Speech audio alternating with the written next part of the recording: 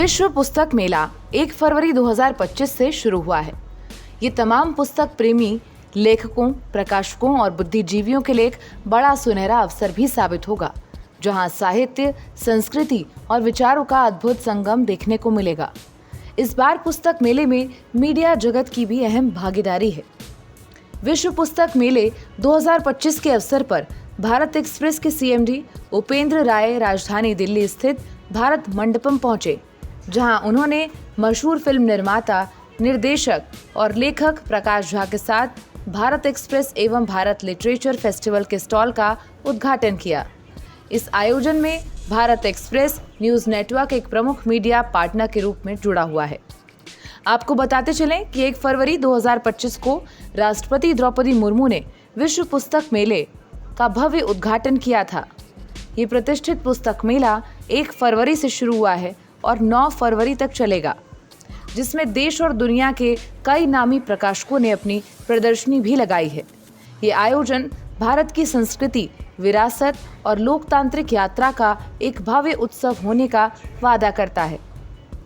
पुस्तक मेले की थीम इस बार रिपब्लिक @75 रखी गई है, जो भारत के राष्ट्र निर्माण, शासन, स्वतंत्रता, समानता और सामाजिक न्याय के मार्ग को दर्शाता है। ये मेले में लोकतांत्रिक मूल्यों और भारतीय संविधान में निहित सिद्धांतों को प्रदर्शित किया गया है।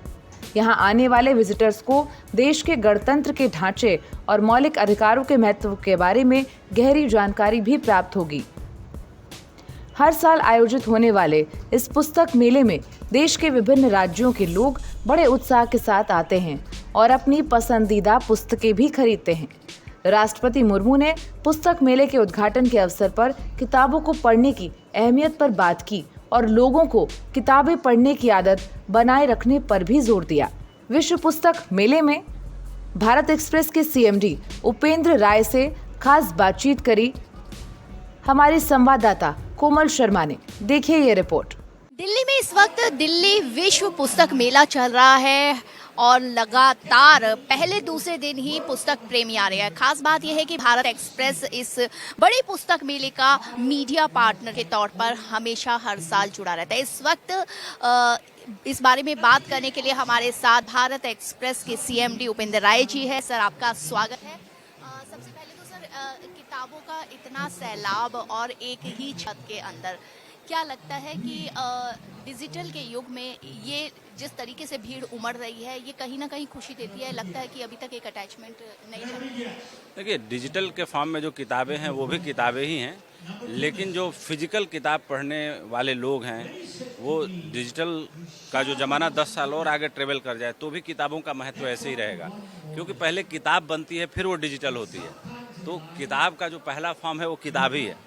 और भारत देश जो है, कहा जाता है ना कि ये देश नहीं है, एक अपने आप में सिविलाइजेशन है।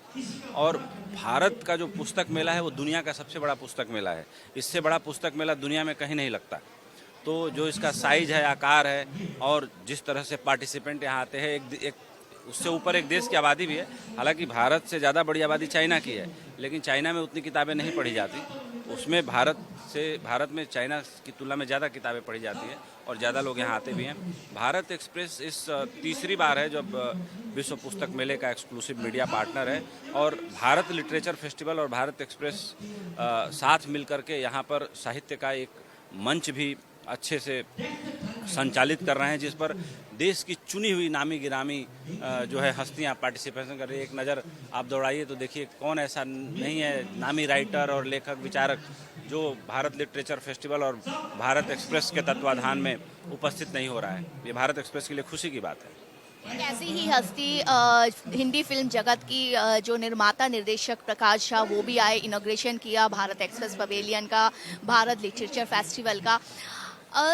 ऐसे में मैं जानना चाहती हूँ सर कि आपको लगता है कि जो साहित्य है और सिनेमा है, पहले दोनों में ज़्यादा गहरा संबंध था और वर्तमान में ये थोड़ा कम होता जा रहा है? देखिए, प्रकाश जी ने भी इस पर बोला है कि जो फिलॉसफी है, ह्यूमैनिटी है, मनोविज्ञान से जुड़ी हुई चीज़ें हैं, साहित्य संस्कृति है, ये सारी चीज़ों के प्रति जो है लोगों का रुझान कम हुआ है।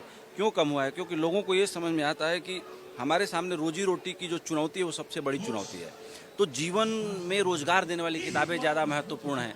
तो ऐसी स्थिति में जब एक बहुत बड़ी आबादी इस चुनौती से गुजर रही है तो उसके कारण ये सब चीज़ें प्रमुखता से जो है आगे बढ़ रही हैं। रोजगार परक शिक्षाएं और जो ह्यूमैनिटी है, ह्यूमैनिटी से जुड़ी शिक्षाएं, वो थोड़ा सा पर्दे के पीछे चली गई हैं। तो इसलिए जो आजकल कुछ सेंसिबल फिल्म मेकर, उनमें प्रकाश झा जी बहुत ऊपर अपना स्थान रखते हैं, लेकिन सेंसिबल फिल्में थोड़ी बननी कम हो गई। अभी जो जिस तरह की फिल्में बन रही हैं वो बहुत भयंकर हिंसा से भरी हुई, बहुत ज़्यादा निगेटिविटी से भरी हुई। लेकिन बात ये भी है कि अगर निगेटिविटी ना हो तो कहानी नहीं बनती।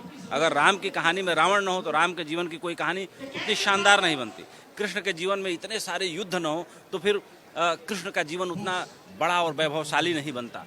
पांडवों के जीवन में इतनी तकलीफें ना हो तो पांडवों का जीवन उदाहरण के लायक नहीं बनता। इसलिए मेरा मानना है कि एक ट्रांजिशन फेज है, मैं इसको दोष नहीं देता, ये चलता रहेगा। समय अपने हिसाब से करवट लेता रहेगा, अच्छा और बुरा चीज़ों को बनाता रहेगा। कि नेगेटिव और पॉजिटिविटी एक ही सिक्के के दो पहलू। नॉर्थ पोल साउथ पोल है, तभी तो एक गुरुत्वाकर्षण है, एक ग्रेविटेशनल फोर्स है। आज पूरी पृथ्वी या पूरे ग्रह टिके हुए हैं तो सूर्य के ग्रेविटेशनल पावर के कारण एक कक्षा में और जो है उसके चक्कर लगा रहे हैं। तो कहीं ना कहीं there is a dialectical relationship, द्वंद्वात्मक है, द्वंद्व पे खड़ा है ये सारा सिस्टम।